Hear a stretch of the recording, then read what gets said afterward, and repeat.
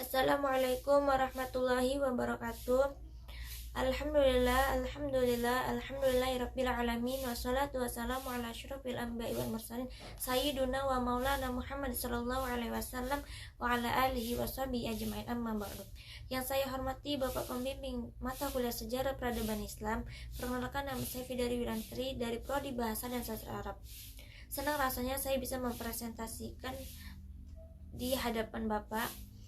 Dalam waktu 10 menit ke depan saya akan mempresentasikan tentang proses Islamisasi di Indonesia. Berhubung karena presentasi ini dilakukan secara daring, maka tidak ada sesi tanya jawab di presentasi kali ini. Baiklah, saya akan mulai presentasi kali ini. Setelah wafatnya Nabi Muhammad SAW pada tahun 632 Masehi, kepemimpinan beliau digantikan oleh para khalifah. Di bawah kepemimpinan para khalifah inilah agama Islam mulai disebarluaskan. Pengaruh Islam ini tersebar hingga ke Timur Tengah, Afrika Utara, dan Spanyol. Kemudian pada masa dinasti Umayyah, pengaruh Islam ini mulai tersebar hingga ke Nusantara. Sejarah mencatat bahwasanya kepulauan-kepulauan Nusantara merupakan daerah yang paling banyak menghasilkan rempah-rempah. Hal tersebutlah menjadi daya tarik para pedagang-pedagang dari seluruh penjuru dunia untuk berdatangan ke Nusantara untuk membeli rempah-rempah, kemudian dijual kembali ke mereka ke daerah asal mereka. Indonesia merupakan negara yang mayoritas penduduknya terbanyak menganut agama Islam di dunia. Islam masuk ke Indonesia sejak tahun abad ke-7 melalui pedagang-pedagang Arab. Sejak saat itulah mengalami proses Islamisasi yang panjang. Adapun masalah yang dibahas pada presentasi kali ini yaitu proses Islamisasi di Indonesia. Adapun pembahasan kali ini akan dibatasi oleh masalah-masalah seperti teori masuknya Islam di Indonesia, cara dan saluran Islamisasi di Indonesia, kemudian fase Islamisasi di Indonesia. Baiklah, tujuan dari presentasi kali ini adalah untuk memahami sejarah masuknya Islam di Indonesia. Selain itu, bertujuan untuk memahami teori masuknya Islam di Indonesia, saluran dan cara Islamisasi di Indonesia,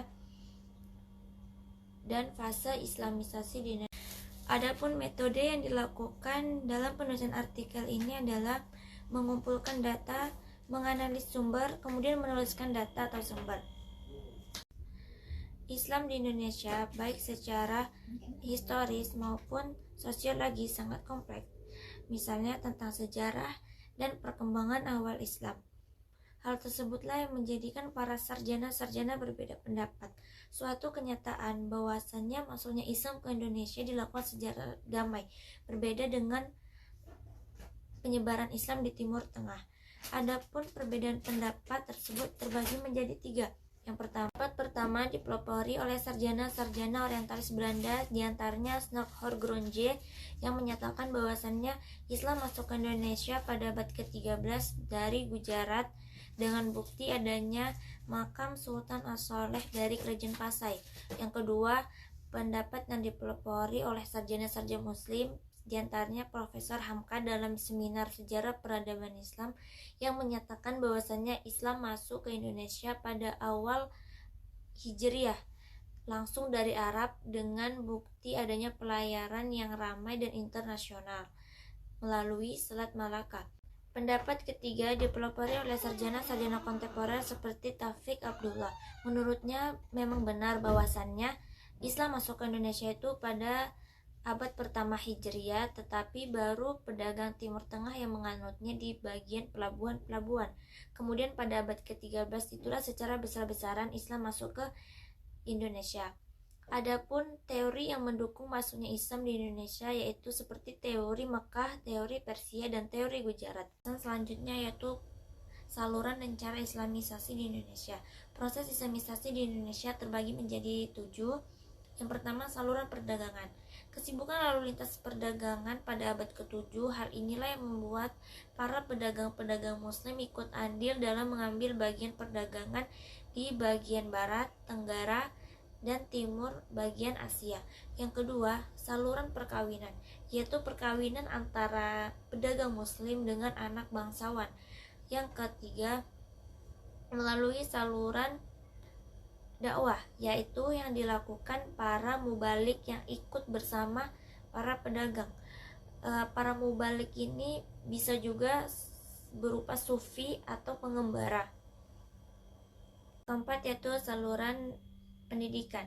Setelah kedudukan para pedagang sudah mantap, mereka menguasai perekonomian di bandar-bandar Gresik. Kemudian pusat perekonomian itu berkembang menjadi pusat pendidikan. Yang kelima yaitu saluran tasawuf dan tarekat. Sudah diterangkan sebelumnya, bersamaan para pedagang datang, disitulah para sufi, para ulama, para dai juga ikut berdatangan. Kemudian para sufi dan para ulama itulah kemudian diangkat menjadi penasehat atau pejabat di kerajaan. Kesenian, proses Islami melalui kesenian yaitu berupa pertunjukan wayang. Dikatakan bahwasannya Sunan Kalijaga merupakan tokoh yang terkenal dalam mementaskan pertunjukan wayang. Selanjutnya yang terakhir yaitu saluran politik. Saluran politik para raja lah yang menjadi sebab mudahnya tersebar Islam ke daerah-daerah. Masuk selanjutnya yaitu fase Islamisasi di Indonesia. Fase Islamisasi ini membawa perubahan besar dalam sejarah dan kebudayaan Indonesia.